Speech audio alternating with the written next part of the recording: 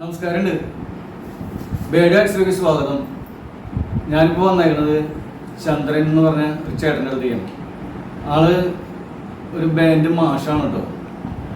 ഇവിടെ ചാലക്കുടിയിൽ കൈരളി ബാൻഡ് അത് ഇവർ തന്നെയാണ് നടത്തിക്കൊണ്ടിരുന്നത്. അപ്പം ആളൊന്ന് പരിചയപ്പെടുത്താം, പിന്നെ അത് നമുക്ക് ചോദിച്ചറിയാം. ചന്ദ്രേട്ടാ നമസ്കാരമുണ്ട്. നമസ്കാരമുണ്ട്. സുഖം? സുഖമായിരിക്കുന്നു. ഞാൻ ഇവിടേക്ക് മേലേക്ക് വന്നപ്പോഴേ അമ്മയുടെ അടുത്താണ്. അപ്പൊ എനിക്ക് തോന്നി ചേട്ടത്തേക്ക് ഒന്ന് വരാൻ, വന്ന് ചേട്ടൻ്റെ വിശേഷങ്ങളൊക്കെ ഒന്ന് അറിയാം. നല്ല കാര്യം. പിന്നെ ഇപ്പൊ എന്തിന്റെ പരിപാടി? പാട്ട് കണ്ട് എന്തോ എന്നൊക്കെ അങ്ങനെയല്ല, നമ്മള് ഇപ്പോ ചാലക്കുടി കൈരളിയിൽ ഇപ്പൊ വർക്ക് ചെയ്തോണ്ടിരിക്കുകയാണ്. അപ്പം അതിന്റെ കുറെ വിശേഷങ്ങളുണ്ട്, അത് നമുക്ക് പിന്നീട് സംസാരിക്കാം. അപ്പൊ ഞാനിപ്പോ കൈരളി ബാൻഡ് സെറ്റിന്റെ മാസ്റ്ററാണ്, പാട്ട് കമ്പോസ് ചെയ്യുന്ന ആളാണ്. അപ്പോൾ അടുത്ത ആഴ്ച ക്ലാസ് ഉണ്ട്. അപ്പൊ അതിന് വേണ്ടിയിട്ട് ഒരു 3 പാട്ട് പറഞ്ഞിട്ടുണ്ട്. അപ്പൊ ആ 3 പാട്ടിന്റെ പ്രിപ്പറേഷനിലായിരുന്നു ഞാൻ. അപ്പൊ അതിങ്ങനെ കഴിഞ്ഞുകൊണ്ടിരിക്കുന്നുള്ളൂ. ഇല്ല ഡിസ്റ്റർബ് ആയില്ല. ഞാനതിങ്ങനെ മാറ്റി വെച്ച് അത് ഇനിയിപ്പോ അതിന്റെ കുറച്ച് വർക്കും കൂടി ഉണ്ട്. അതിനിപ്പോ താങ്കൾ പോയതിന് ശേഷം നമുക്ക് ചെയ്യാന്ന് വേണ്ടി വിചാരിച്ചിരിക്കുകയാണ്. പിന്നെ ചന്ദ്രേട്ടയിൽ ഓർഗൻ, പിന്നെ അങ്ങനെ കുറച്ച് ഐറ്റംസ് ഒക്കെ ഇല്ലേ ഞാൻ വായിക്കുന്നത്? നമ്മള് ചെറിയ ചെറിയ ഐറ്റംസുകളൊക്കെ ഉണ്ട്. കീബോർഡ് ഉണ്ട്, ഫ്ലൂട്ട് ഉണ്ട്, സാക്സോഫോൺ ഉണ്ട്, പിന്നെ ക്ലാർനെറ്റ് ഇപ്പൊ ഞാൻ ഓൾറെഡി വായിക്കുന്ന ഒരാളാണല്ലോ, ബാൻഡിൽ വായിച്ചുകൊണ്ടിരിക്കുന്ന ഒരാളാണ്. അപ്പൊ അതുകൊണ്ട് ക്ലാർനെറ്റ് നമ്മുടെ കയ്യിലുണ്ട്. പിന്നെ കൈരളി ബാൻഡ് എന്ന് പറഞ്ഞാൽ കേരളത്തില് എവിടെ പള്ളി ഉണ്ടോ അവിടെ ഇവര് ചെന്ന് കഴിഞ്ഞാൽ അത് അത് ചന്ദ്രേട്ടന്റെ ടീമാണ് കൈരളി. അന്ന് നോക്കണ്ട, തിരക്കമായി വേറെ പുറത്ത് ടീം ഉണ്ടെങ്കിൽ ഇവരുടെ പാട്ട് എന്ന് പറഞ്ഞാലേ കേട്ടാൽ അറിയുള്ളൂട്ടോ. അത് നമ്മള് കേട്ടത് കാരണം ചാലക്കുടി പള്ളിയിലൊക്കെ ഇവർ നിന്ന് വായിക്കുന്നതൊക്കെ ഒരു ശേഷം വേറെ സ്ഥലത്തേക്ക് പോകാൻ തോന്നില്ല. അത്രയ്ക്ക് പെർഫെക്റ്റ് ആണ് സംഭവം. കേൾക്കണുണ്ടോ? കേൾപ്പിച്ചാൽ തരാം, കേൾപ്പിച്ചു കൊടുക്കണ്ട. അല്ല, അത് കേൾപ്പിച്ചു കൊടുക്കണമെങ്കിൽ കൈരളി ബാൻഡിന്റെ ഒരു എന്താ പറയാ വീഡിയോസ് നമ്മുടെ കയ്യിൽ ഉണ്ടാവണം. അപ്പൊ കൈരളി ബാൻഡിന്റെ വീഡിയോസ് ഇപ്പൊ ഓൾറെഡി യൂട്യൂബില് ഇഷ്ടംപോലെ ഉണ്ട്. ജനങ്ങൾക്ക് അത് ജസ്റ്റ് ഒന്ന് സെർച്ച് ചെയ്ത് കഴിഞ്ഞാൽ കൈരളി ബാൻഡ് ചാലക്കുടി അടിച്ചു കഴിഞ്ഞാൽ ഇഷ്ടംപോലെ പാട്ടുകൾ അവർക്ക് കേൾക്കാൻ പറ്റും. അല്ല, നമുക്ക് അത് വേണ്ട. കയ്യിലുള്ള ചെറിയ ചെറിയ ചെറിയ ഇൻസ്ട്രുമെന്റുകൾ എന്ന് പറഞ്ഞു കഴിഞ്ഞാല് ഞാനിപ്പോ പാട്ട് എഴുതുന്നത് കീബോർഡിലാണ്. കീബോർഡിന്റെ സഹായത്തിലാണ്, മനസ്സിലായത്? കീബോർഡിന്റെ സഹായത്തിലാണ് ഞാൻ പാട്ട് ഇപ്പൊ ബാൻഡിന് വേണ്ടിയിട്ട് നൊട്ടേഷൻ ചെയ്യുന്നത്. കീബോർഡിന്റെ സഹായത്തിലാണ്. അപ്പൊ കീബോർഡ് ഉണ്ട്, പിന്നെ സാക്സോഫോൺ ഉണ്ട്, ഫ്ലൂട്ട് ഉണ്ട്, പിന്നെ വയലിനുണ്ട്. പക്ഷെ ഞാൻ വയലിൻ മുമ്പ് കുറച്ച് പഠിച്ചിട്ടുണ്ടായിരുന്നു. പിന്നെ അത് പ്രാക്ടീസ് ചെയ്ത് 1-2 പ്രോഗ്രാമൊക്കെ വായിച്ചായിരുന്നു. പിന്നെ ഇപ്പൊ 2 വർഷമായിട്ട് പ്രാക്ടീസ് ഇല്ല. കാരണം ബാൻഡിൽ ഇറങ്ങിയതിന് ശേഷം പിന്നെ നമുക്ക് അത്രയധികം റെസ്റ്റ് അധികം കിട്ടുന്നില്ല. വയലിൻ വായിക്കാന്ന് പറഞ്ഞു കഴിഞ്ഞാൽ നല്ലൊരു പ്രാക്ടീസ് ഉണ്ടെങ്കിൽ മാത്രമേ നമുക്ക് വയലിൻ പ്ലേ ചെയ്യാൻ പറ്റുള്ളൂ. മറ്റുള്ള ഇൻസ്ട്രുമെന്റ് അതുപോലെ തന്നെയാണ്. എന്നിരുന്നാൽ കൂടി വയലിനെ അപേക്ഷിച്ച് നോക്കുമ്പോൾ വളരെ പ്രാക്ടീസ് നമ്മളായിരിക്കും കോൺട്രിബ്യൂട്ട് ചെയ്യണം. എങ്കിൽ മാത്രമേ നമുക്കത് വായിക്കാൻ പറ്റുള്ളൂ. അപ്പൊ അതാണ് അപ്പൊ അത് അങ്ങനെ വിട്ടതാണ് കണ്ടതിലൂടെ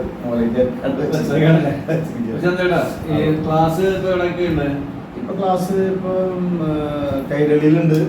പിന്നെ നമ്മുടെ തൃശ്ശൂർ ഏരിയ അവിടെ കേച്ചേരിയിലൊരു ടീം തുടങ്ങിയിട്ടുണ്ട്, ദേവരാഗം എന്ന് പറഞ്ഞിട്ട്. ടീമിന്റെ ആൾക്കാർ കഴിഞ്ഞ സീസൺ അവസാനിക്കുന്നതോടുകൂടി എന്നോട് സംസാരിച്ചു, മാഷെ നമുക്കൊരു ഞങ്ങൾക്ക് ടീമിന് ക്ലാസ് എടുത്ത് തരണം, അപ്പോൾ അത് മാഷ് പറ്റുമെന്ന് വിചാരിക്കുന്നു.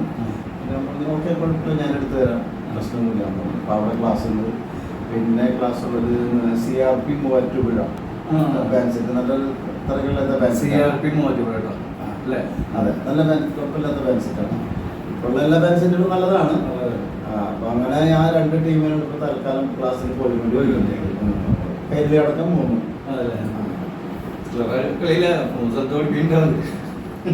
അങ്ങനെ ഇല്ല, നമുക്കിപ്പോ 3 സെറ്റ് പഠിപ്പിക്കാന്നുള്ളത് നമുക്ക് ഒഴിവുള്ളപ്പോ മാത്രമേ നമുക്കത് പോകാൻ പറ്റുള്ളൂ.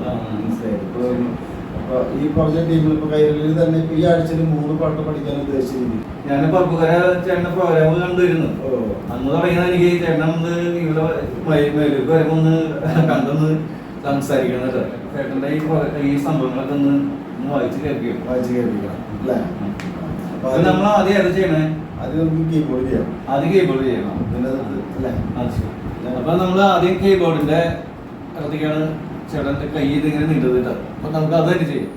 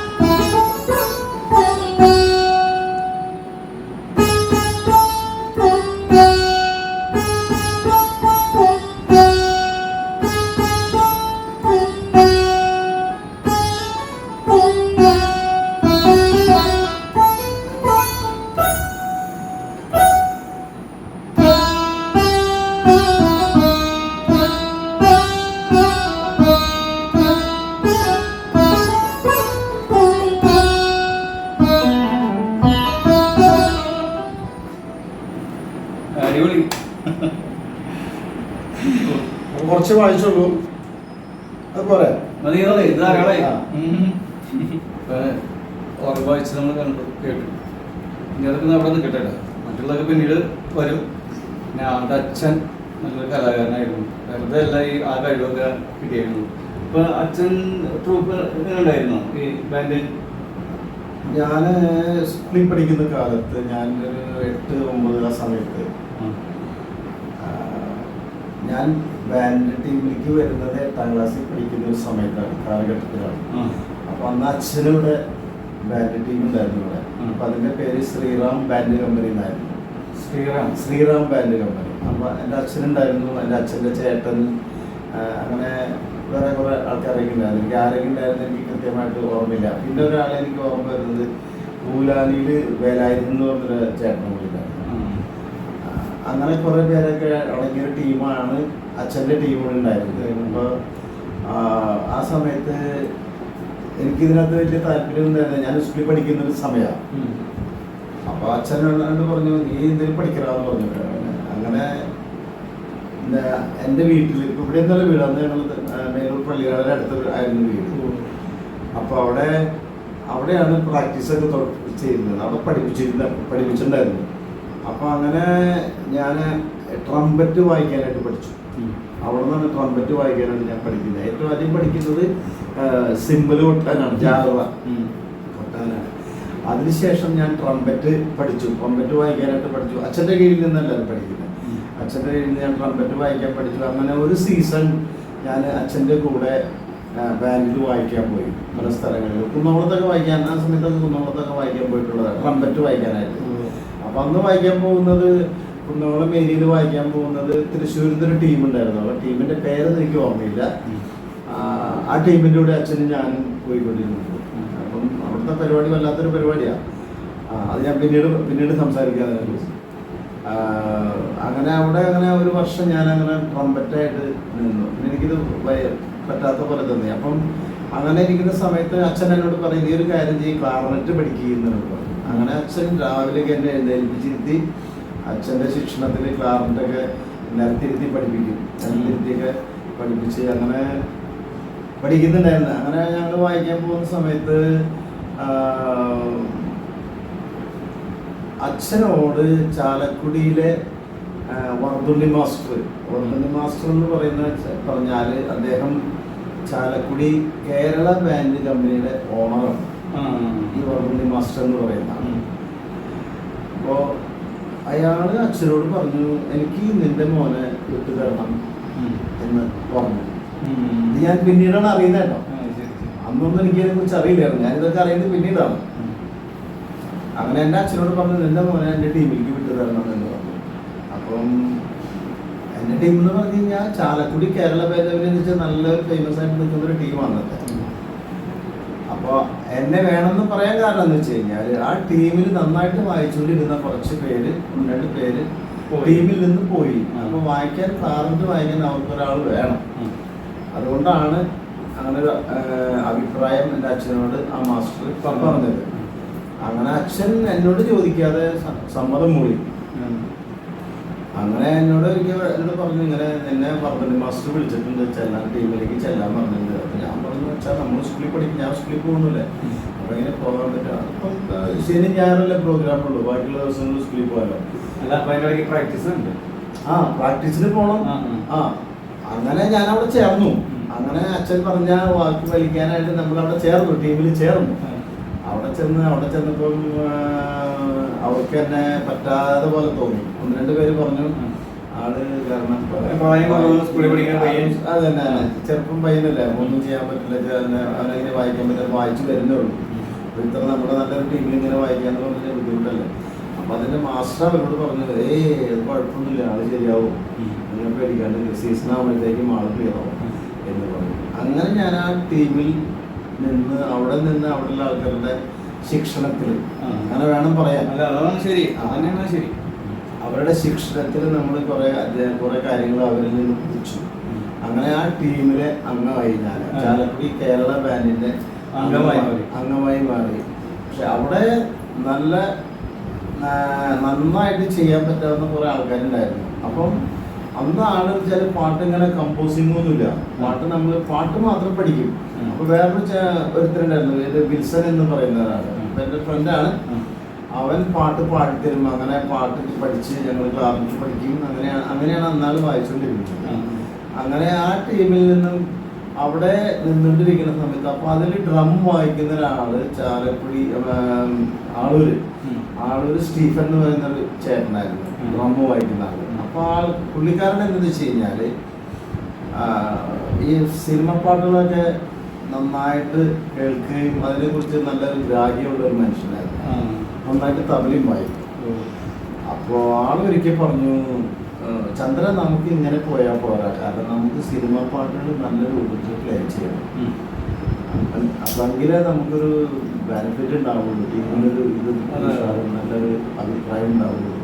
അപ്പോൾ ആ കാലത്ത് എന്ന് വെച്ച് കഴിഞ്ഞാൽ ടീമുകളിൽ എന്താ പറയുക, കീർത്തനങ്ങളൊക്കെയാണ് വായിച്ചുകൊണ്ടിരുന്നത്. കീർത്തനം, മാർച്ചിങ് ട്യൂണ്, അങ്ങനെയുള്ള സംഭവങ്ങളൊക്കെ വായിച്ചിട്ടുണ്ട്. സിനിമ പാട്ടിലേക്ക് വന്ന് വേറെ ഡിഫറെന്റ് ആയിട്ട് അങ്ങനെ വന്നില്ല. ആ സമയത്ത് ഉണ്ടായിരുന്നില്ല. വായിക്കുമായിരുന്നു, സിനിമ പാട്ട് വായിക്കും, പക്ഷെ ബാക്ക്ഗ്രൗണ്ട് ഒന്നും അങ്ങനെ വായിക്കില്ല. പാട്ട് വായിക്കും, ബാക്ക്ഗ്രൗണ്ട് എന്തെങ്കിലുമൊക്കെ വായിച്ചു കൂട്ടും, അങ്ങനെ അവസാനിപ്പിക്കും. കൂടുതലും സിനിമ പാട്ട് വായിച്ചിരുന്നില്ല അന്ന് കീർത്തനങ്ങള്, പിന്നെ ഈ മാർച്ചിങ് ട്യൂണ്, അങ്ങനെയൊക്കെയുള്ള കാര്യങ്ങളായിരുന്നു. സിനിമ പാട്ട് വളരെ റയറായിട്ടാണ് പഠിച്ചുകൊണ്ടിരുന്നത്. അങ്ങനെ അതിൻ്റെ ഒരു ഭേദഗതി വരുത്താൻ വേണ്ടിയിട്ട് സ്റ്റീഫൻ ചേട്ടൻ എന്നോട് സംസാരിക്കുകയായിരുന്നു. അപ്പൊ ഞാൻ പറഞ്ഞു, സ്റ്റീഫൻ ചേട്ടൻ എൻ്റെയും ആഗ്രഹം അത് തന്നെയാണ്. കാരണം സിനിമ പാട്ടുകൾ നമുക്ക് നല്ല രൂപത്തിൽ ചിട്ട ചെയ്യാം, അങ്ങനെ ചെയ്യാം. അതിനു വേണ്ടി ഞങ്ങൾ പരിശ്രമിക്കുകയാണ്. അതാണ് എൻ്റെ ആദ്യത്തെ ഒരു പരിശ്രമം. അപ്പോൾ അത് ശരിക്കും പറഞ്ഞു കഴിഞ്ഞാൽ സ്റ്റീഫൻ ചേട്ടനിൽ നിന്നാണ് ആ ഒരു ചിന്ത വന്നത്, എൻ്റെ മനസ്സിലേക്ക് വന്നത്. മനസ്സിലായില്ലേ? പക്ഷേ എൻ്റെ മനസ്സിലും അങ്ങനെ ഒരു ചിന്ത ഉണ്ടായിരുന്നു. പക്ഷെ നമ്മൾ ആദ്യമായിട്ട് ചെന്നൊരു വ്യക്തി എൻ്റെ ഒരു ചിന്ത എങ്ങനെയാണ് നമ്മൾ അവരോട് എങ്ങനെ പറയും, അത് കാരണം കൊണ്ട് ഞാനൊന്നും ഉണ്ടായിരുന്നു. പക്ഷെ സ്റ്റീഫൻ ചേട്ടൻ എന്നോട് സംസാരിച്ചപ്പോൾ ഞാൻ പറഞ്ഞു, എൻ്റെയും ഒരു ആഗ്രഹം അത് തന്നെയാണ് എന്നൊക്കെ പറഞ്ഞു. അങ്ങനെ ആ സമയത്ത് ഇരിക്കുന്ന സമയത്ത് ഞാൻ ടീമിൽ ചാലക്കുടി കേരള ബാൻഡ് സെറ്റിൽ ഇങ്ങനെ ഞാൻ കാര്യം ചെയ്യട്ടെ, അതിനിടയിൽ എങ്ങനെ ഈ കൈരളി ടീം വന്നാൽ അത് വേറെ ഇതാണ്. അതാ പറഞ്ഞ, അപ്പൊ അതിലേക്കാണ് ഞാൻ വരുന്നത്. എനിക്ക് തലക്ക് കൂടിയിട്ട്, കാരണം എന്താ വെച്ചാൽ ഞങ്ങള് ചാലക്കുടി പള്ളിയില് ഒരു വായിക്കുമ്പോ അതൊക്കെ അങ്ങനെ വായിച്ചിട്ടിരിക്കുന്ന സമയത്ത് ഞാന് പുറത്ത് പരിപാടിക്ക് പോയിരുന്നു. ഗാനമേളയ്ക്കൊക്കെ പോകാറ് പതിവുണ്ട്. തൃശ്ശൂർ വോയിസ് ഓഫ് തൃശ്ശൂരിൽ പോയിട്ടുണ്ട്, പാലക്കാട് അവിടെ ശുഭ ഓർക്കസ്ട്ര അവിടേക്ക് ഉണ്ടായിട്ടുണ്ട്. അപ്പൊ അവരൊക്കെ അതിനകത്ത് വായിക്കുന്ന ആൾക്കാര് ചെയ്യുന്നത് കാണിക്കുമ്പോൾ അവരുള്ള ആൾക്കാർ, അതായത് ഒരു പുതിയ പാട്ട് എടുത്ത് അവർ ഓർക്കസ്ട്രേഷൻ ചെയ്യില്ല. അപ്പൊ അന്നവിടെയൊക്കെ ജോൺസൺ മാഷ്, അവസരപ്പച്ചൻ ഉള്ള ആൾക്കാർ, അങ്ങനെയൊക്കെയുള്ള ആൾക്കാരാണ് അവിടെ വായിക്കാനുള്ളത്. അപ്പൊ അവരുടെ കൂടെയാണ് ഞാൻ ചെല്ലണേ. അവരുടെ കൂടെ എന്ന് പറഞ്ഞാൽ അവരുടെ കൂടെയാണ് ഞാൻ വായിക്കാൻ ചെല്ലണേ അവിടെ, എന്നെ വിളിക്കുന്നത്. അപ്പോ അന്ന് ഞാൻ വായിക്കുന്നത് ക്ലാറിനെറ്റ്, ട്രംപറ്റ് വായിക്കാനാണ് എന്നെ അവർ വിളിക്കുന്നത്. പാട്ടുകൾക്ക് ഇങ്ങനെ പാട്ടിന്റെ കൂടെ ബാക്ക്ഗ്രൗണ്ടൊക്കെ വായിക്കാൻ വേണ്ടിയിട്ട്, ട്രംപറ്റിന്റെ ട്യൂണൊക്കെ ഓർക്കസ്ട്രയുടെ കൂടെ വായിക്കാൻ വേണ്ടി എന്നെ അവർ വിളിക്കുന്നത്. അപ്പൊ ആ കാലഘട്ടത്തിലാണ് ഞാൻ പോയെന്ന് അവിടെ പോയത്. അപ്പം എട്ടാം ക്ലാസ്സിൽ ഞാൻ പഠിപ്പ് നിർത്തേണ്ട വന്നു. പിന്നെ നിർത്തേണ്ട വന്നു. ആ സമയത്താണ് അവിടെ പോകുന്നത്. അപ്പോ ഞാൻ ഇവര് കാണിക്കുന്ന ഈ ഓർക്കസ്ട്ര അറേഞ്ച് ചെയ്യുന്നതും പഠിപ്പിക്കുന്ന കാര്യങ്ങളൊക്കെ നമ്മളിങ്ങനെ ഇരുന്ന് കാണുകയാണ്. അപ്പൊ കാണുമ്പോ എൻ്റെ മനസ്സിലൊരു ചിന്ത വന്നത്, ഇങ്ങനെ ഒരു ഐഡിയ നമുക്ക് എന്തുകൊണ്ട് ബാൻഡ് സെറ്റിൽ ചെയ്തുകൂടാ എന്ന് നമ്മളങ്ങനെ ചിന്തിക്കുകയാണ്. അങ്ങനെ ആ ഒരു വെർഷൻ ഞാൻ ചാലക്കുടി കേരള ബാൻഡ് കമ്പനിക്ക് വേണ്ടിയിട്ട് ചെയ്യണം. അങ്ങനെയാണ് ഞാൻ ഒരു കമ്പോസിങ്ങിലേക്ക് മാറുന്നത്, ബാൻഡിന്റെ കമ്പോസിങ്ങിലേക്ക്. അതായത് ബാൻഡിന്റെ കമ്പോസിങ് എന്ന് പറഞ്ഞു കഴിഞ്ഞാൽ അതിന്റെ പാട്ട് എടുക്കുക, ഫുൾ ബാക്ക്ഗ്രൗണ്ട് എടുക്കുക, അതിന്റെ കോഡ്സ് എടുക്കുക, ബേസ് നോട്ട് എടുക്കുക, അങ്ങനെയുള്ള, അതായത് ഫുൾ ഓർക്കസ്ട്രേഷൻ അങ്ങനെ ചെയ്യുന്ന രീതിയിലേക്ക് നമ്മളങ്ങോട്ട് മാറുകയാണ്. മനസ്സിലായില്ലേ? അങ്ങനെയാണ് ചാലക്കുടി കേരള ബാൻഡിൽ നിന്നും ഇങ്ങനെ ഒരു പാട്ടുകൾ പുറത്തേക്ക് വരുന്നത്. അപ്പൊ ഞാനും സ്റ്റീഫൻ ചേട്ടനും കൂടിയിട്ടാണ് പിന്നെ അങ്ങനെ ഒരു സംഭവം. അതിപ്പോ ശരിക്കും എത്ര വർഷമായിട്ടുള്ളത്? ഇതുണ്ടാവുന്നത് 73-ലാണ്. മനസ്സിലായില്ലേ? 73 മുതൽ ഇത് ഞാൻ കണ്ടിന്യൂ ചെയ്യുന്നതാണ്. മനസ്സിലായി? ഞാൻ 70-ലാണ് ബാൻഡ് തുടങ്ങുന്നത്. അത് എൻ്റെ അച്ഛൻ്റെ കൂടെ വായിക്കുന്നത്. 2 വർഷം കഴിഞ്ഞിട്ടാണ് പിന്നെ ഞാൻ 72-ലാണെന്ന് എനിക്ക് തോന്നുന്നു ഞാൻ ചാലക്കുടി കേരള ബാൻഡിൽ ചെല്ലുന്നത്. 72 കഴിഞ്ഞ് 73 മുതൽ ഇതിനുള്ള ഒരു പരിപാടികൾ ഞാനും സ്റ്റീഫൻ ചേട്ടനും കൂടി ഇതിങ്ങനെ ഒരു പുതിയ ഓർക്കസ്ട്രേഷനിലേക്ക് ഞങ്ങൾ ഇങ്ങനെ കാലെടുത്ത് വയ്ക്കുകയാണ്. അതിങ്ങനെ കണ്ടിന്യൂ ചെയ്ത് പോകുന്നു. അങ്ങനെ കേരള ബാൻഡ് തമ്മിൽ കുറേ നാൾ നടന്നു. പിന്നെ അത് നിർത്തേണ്ട ഒരു ഘട്ടം വന്നു. അവിടെ നിന്ന് ഞാൻ ആളൂർ ബാൻഡ് സെറ്റിലേക്ക് പോവാണ്, സെന്റ് ജോസഫിലേക്ക്. ആളൂർ ബാൻഡ് സെറ്റിൽ നിന്നും 1987 അവിടെ നിന്ന് പോരേണ്ട വന്നു. അവിടെ നിന്ന് കൈരളി എന്ന് പറഞ്ഞൊരു സ്ഥാപനം രൂപപ്പെടുകയാണ്. മനസ്സിലായില്ലേ? അവിടെ നിന്നാണ് കൈരളി രൂപപ്പെടുന്നത്. അതായത് ആളൂർ ബാൻഡ് സെറ്റിൽ നിന്ന് എനിക്ക് പോകേണ്ട വന്നപ്പോൾ എൻ്റെ കൂടെ ആ ടീമിൽ നിന്നുണ്ടായിരുന്ന ഒരു 3/4 ഭാഗം ആൾക്കാരും എൻ്റെ കൂടെ വന്ന് ഞങ്ങൾ പരിയാരത്ത് റപ്പായി എന്ന് പറയുന്ന വ്യക്തിയുടെ അണ്ടറിൽ ഓണർഷിപ്പിൽ കൈരളി ബാൻഡ് സെറ്റ് സ്റ്റാർട്ടാവും. പിന്നെ അവിടുന്ന് പിന്നെ അതിനുശേഷം കൈരളി തുടങ്ങി. ഞാൻ അടുത്ത വർഷം ഞാൻ ജോലിയായിട്ട് പോകണം. അല്ല, ഞാനത് പോയത് ഷിംലയിലാണ് ആദ്യം പോയത്. അതായത് 87 കൈരളി തുടങ്ങി. 88 എനിക്ക് ജോലി കിട്ടുകയാണ്. ഞാനും വൈഫും കൂടി ഞാൻ ഷിംലയ്ക്ക് ജോലിക്ക് പോകുന്നു ആസ് എ മ്യൂസിക് ടീച്ചർ. മനസ്സിലായില്ലേ? ഒരു മ്യൂസിക് ടീച്ചറായിട്ട് ഞാൻ അവിടെ ജോലിക്ക് പോകുന്നു. അങ്ങനെ അവിടെ ജോലിക്ക് പോയി അവിടെ നിന്ന് പിന്നെ അവിടെ നിന്നാണ് ഞാൻ ഈ കീബോർഡ്, ഫ്ലൂട്ടൊക്കെ വായിക്കുമായിരുന്നു. അങ്ങനെ എന്നിരുന്നാലും വീണ്ടും കുറച്ചും കൂടി എനിക്ക് കുറേ കാര്യങ്ങൾ മ്യൂസിക്കിൽ എന്താണെന്ന് എനിക്ക് കുറേ കാര്യങ്ങൾ പഠിക്കാനായിട്ട് അവിടെ നിന്ന് എനിക്ക് സാധിച്ചിരുന്നു. അപ്പോൾ അതുപോലെ തന്നെ അക്കോർഡിയനൊക്കെ വായിക്കുന്നുണ്ട് ഞാൻ. അക്കോർഡിയൻ പഠിച്ചു, കീബോർഡ് വായിക്കാൻ വേണ്ടി അവിടെ നിന്ന് പഠിച്ചു. അതുപോലെ തന്നെ അക്കോർഡിയൻ, പിന്നെ വേറെ കുറേ അവിടെ ഇൻസ്ട്രുമെൻ്റ് ഉണ്ടായിരുന്ന എല്ലാ ഒട്ടുമിക്ക ഇൻസ്ട്രുമെൻറ്റുകളും ഒക്കെ ഞാൻ കുറേശ്ശെയൊക്കെ വായിച്ച് നോക്കിയിട്ടുണ്ട്, കുറേശ്ശെ പഠിച്ചിട്ടുണ്ട്. അപ്പോൾ അങ്ങനെ അവിടെ ശരിക്കും പറഞ്ഞു കഴിഞ്ഞാൽ 22 വർഷം അവിടെ ജോലി ചെയ്തു. മനസ്സിലായില്ലേ? അവിടെ ജോലി ചെയ്ത് കഴിഞ്ഞിട്ട് അതിനിടയ്ക്ക് ഞാനിവിടെ വരും. അപ്പോൾ കൈരളിക്ക് ക്ലാസ് എടുക്കും, അത്യാവശ്യം പാട്ടുകളൊക്കെ പഠിപ്പിക്കും, വീണ്ടും തിരിച്ചു പോകും. അങ്ങനെയായിരുന്നു കൈരളി നടന്നുകൊണ്ടിരുന്നത്. ഇനി എന്തെങ്കിലും ചോദിക്കാനെങ്കിൽ ചോദിക്കും. എന്റെ സംസാരം കഴിഞ്ഞിട്ടില്ല. മനസ്സിലായി. അതായത് പറയുകയാണെങ്കിൽ കുറെ പറയാനുണ്ട്.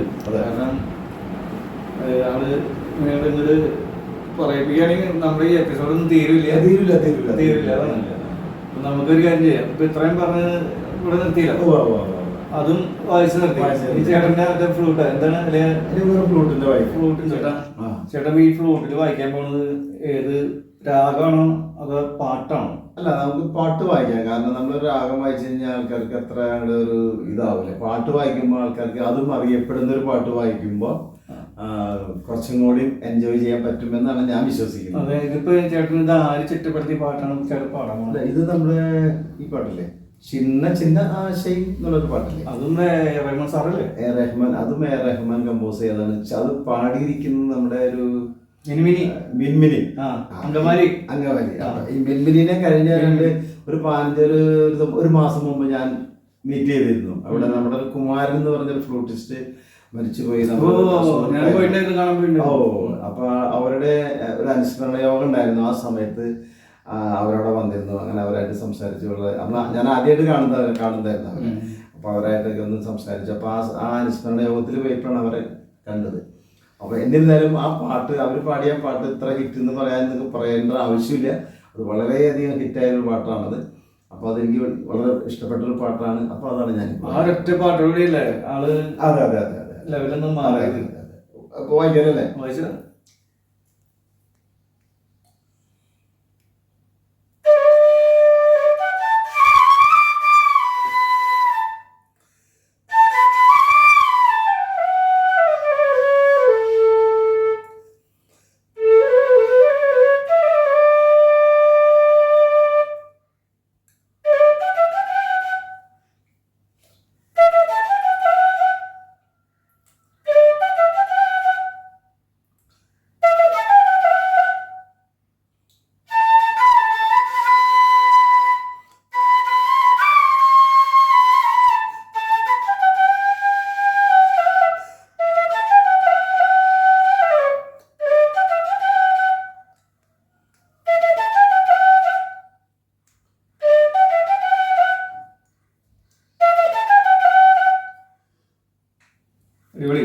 പോലെ.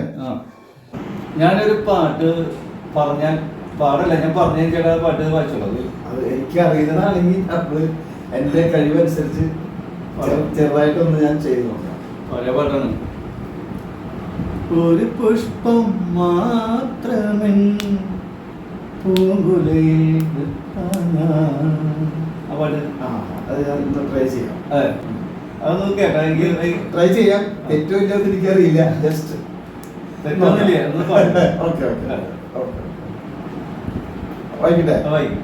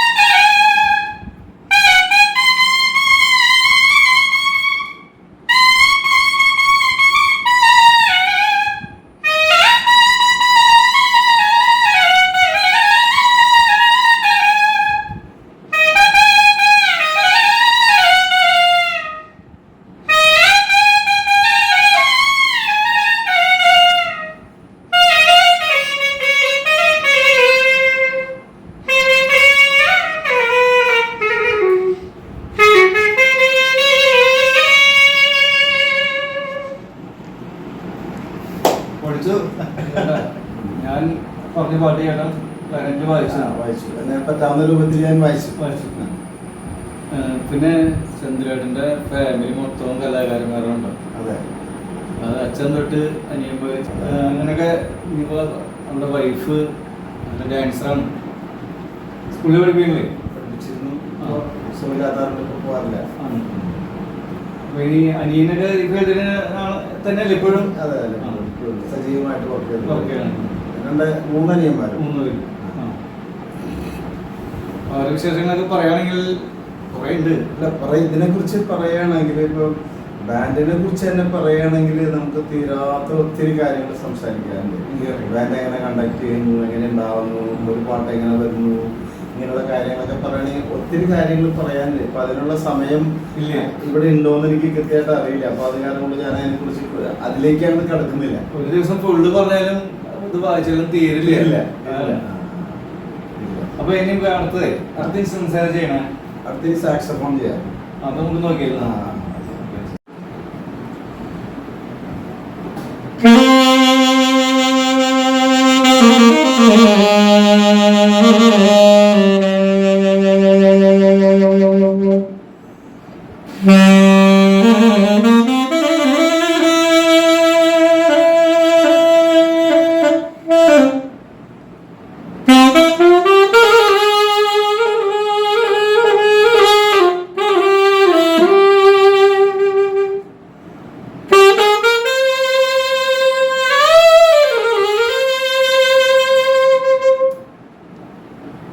Hey!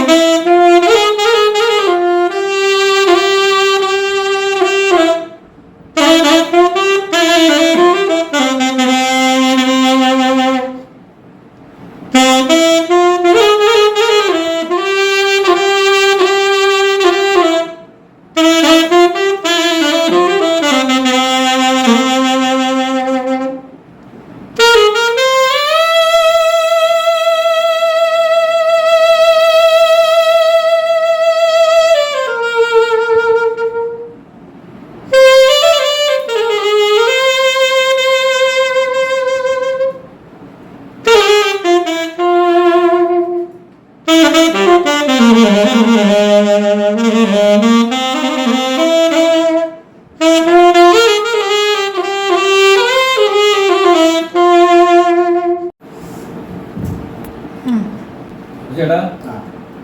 ചേട്ടൻ്റെ കയ്യിലുള്ള എല്ലാ ഇൻസ്ട്രുമെന്റ്സും ചേട്ടൻ വായിച്ചെന്നെ കേൾപ്പിച്ചു. വളരെ സന്തോഷം, മറക്കാൻ പറ്റില്ല. ഞാൻ ഇങ്ങനെ ഇരുന്നപ്പോൾ തോന്നിയാൽ വന്നു. നമ്മുടെ ചാനലിന് വേണ്ടി ചേട്ടൻ ഒരു സമയം നമുക്ക് വേണ്ടി സ്പെൻഡ് ചെയ്തു. സന്തോഷമുണ്ട്. ഇനി ഇത്രയ്ക്ക് വായിച്ചു തന്നതിൽ ഞാനും എൻ്റെ ചാനലും ഒക്കെ സംതൃപ്തിയാണ്. ചേട്ടൻ എന്തെങ്കിലും പറയാനുണ്ടോ? ഇല്ല, എനിക്ക് ഞാൻ നേരത്തെ പറഞ്ഞില്ലേ, ഞാൻ ബാൻഡിലാണല്ലോ കൂടുതൽ വർക്ക് ചെയ്തത്. ബാൻഡ് ഇത് കൂടാതെ തന്നെ ഞാൻ എനിക്ക് ജോലി ഉണ്ടായിരുന്നു. കുറേ വർഷം ബാൻഡിൽ നിന്ന് വിട്ട് പുറത്ത് ജോലി കാര്യങ്ങളൊക്കെ ആയിരുന്നു. അപ്പോൾ ബാൻഡിൽ എനിക്ക് കൂടുതൽ ശ്രദ്ധ ചെലുത്താൻ പറ്റിയില്ല. അപ്പോൾ എൻ്റെ മറ്റുള്ള ജീവിതങ്ങൾ വേറെ ഉണ്ട്. ഞാൻ സ്കൂൾ ലൈഫിൽ ഞാൻ സ്കൂളിൽ ടീച്ചറായിരുന്നു, മ്യൂസിക് ടീച്ചറായിരുന്നു. മ്യൂസിക് ടീച്ചർ കം ബാൻഡ് മാസ്റ്ററായിരുന്നു. അത് 22 വർഷം നോർത്ത് ഇന്ത്യയിലും ഷിംല അവിടെ ഗവൺമെൻറ് സ്കൂളിലും, പിന്നെ ഒരു 12 വർഷം ഗൾഫിൽ മസ്കറ്റിനടുത്ത് സലാല എന്ന് പറയുന്ന ഒരു സ്കൂളിൽ, ഇന്ത്യൻ സ്കൂളിൽ അവിടെ മ്യൂസിക് ടീച്ചറായിട്ട് വർക്ക് ചെയ്യുന്നു. അവിടെ ഒരു 12 വർഷം വർക്ക് ചെയ്തു. അപ്പം അവിടെയും എൻ്റെ കയ്യിലുള്ള ഈ ചെറിയ അറിവ് വെച്ചിട്ട് നമുക്ക് ചെയ്യാൻ പറ്റാവുന്നിടത്തോളം കാര്യങ്ങൾ വളരെയധികം നന്നായിട്ട് ചെയ്ത് വെച്ചിട്ടുണ്ട്. അത് അവിടുത്തെ ആൾക്കാരും മാഷന്മാരും സാർമാരൊക്കെ വളരെയധികം സന്തോഷവാന്മാരാണ്. കുട്ടികളും വളരെ സന്തോഷമാണ്. അവിടെ കുറേ ക്ലാസ്സൊക്കെ ഉണ്ടായിരുന്നു. Keyboard class, flute class, violin class ഇതൊക്കെ അവിടെ പഠിപ്പിക്കുന്നുണ്ടായിരുന്നു. അപ്പോൾ അങ്ങനെയൊക്കെ ഒരു ലൈഫ് ബാൻഡ് കൂടാതെ എനിക്കുണ്ടായിരുന്നു. ഇപ്പോൾ അതൊക്കെ വിട്ടിട്ട് ഇങ്ങനെ ഇപ്പോൾ തൽക്കാലം ബാൻഡിലേക്ക് വേണ്ടി മാത്രം അങ്ങനെ ഒഴുകി കൂടി നിൽക്കുകയാണ്. ഇപ്പം ഇങ്ങനെ വയസ്സധികമായില്ലേ, പിന്നെ അതനുസരിച്ച് വയസ്സായാലും നമ്മുടെ കല പോലെ അല്ല വയസ്സിലൊന്നും കാര്യമില്ല. കാരണം അതൊന്നുള്ള വിഷയമല്ല. അതെ അതെ അതെ. ഇപ്പൊ ആള് കൈരളിയുടെ ട്രൂപ്പിലാണ്. അതെ അതെ. ഇനി ചേട്ടന്റെ വിശേഷങ്ങളൊന്നും ഇവിടെ തീർന്നിട്ടുമില്ല. ഇനി കുറെ പറയാനുണ്ട്. അത് പിന്നീട് ഒരു എത്തിയാൽ നമ്മൾ വീണ്ടും വരുന്നതായിരിക്കും. അതെ അതെ അതെ. Okay okay. അപ്പോൾ ഞങ്ങളുടെ ഈ പ്രോഗ്രാം ഇഷ്ടപ്പെട്ടെങ്കിൽ സബ്സ്ക്രൈബ് ചെയ്യുക, ലൈക്ക് ചെയ്യുക, ഷെയർ ചെയ്യുക, കമൻറ്റുകൾ ഇത്രയോട് പറയും. Okay, thank you. എന്തായാലും എനിക്ക് നിങ്ങളോട് പറയാനുള്ളത്, എന്തായാലും ഇത്രയും നിങ്ങളുടെ വിലയേറിയ സമയം കളഞ്ഞിട്ട് നിങ്ങളിവിടെ വന്ന് നിങ്ങളൊരു ഇന്റർവ്യൂ നടത്തിയത്, ഇന്റർവ്യൂ എന്ന് പറയാൻ പറ്റില്ല, ടോക്ക് ടോക്ക് ചെയ്തതിൽ വളരെ സന്തോഷമുണ്ട്. പിന്നെ എന്നാൽ പറ്റാവുന്ന പോലെ ഞാൻ ചെയ്തിട്ടുണ്ടെന്ന് ഞാൻ വിശ്വസിക്കുന്നു. അപ്പോൾ നിങ്ങളത് കേട്ടിട്ട് നല്ലതാണെങ്കിൽ നല്ലതെന്ന് പറയാ, എന്തെങ്കിലും കുഴപ്പങ്ങളുണ്ടെങ്കിൽ അതും നിങ്ങൾ കമൻറ്റ് ചെയ്യുക, അത് പറയണം. അപ്പോൾ അതിൽ ഞാൻ വളരെ സന്തോഷവാനാണ്. Thank you and good bye.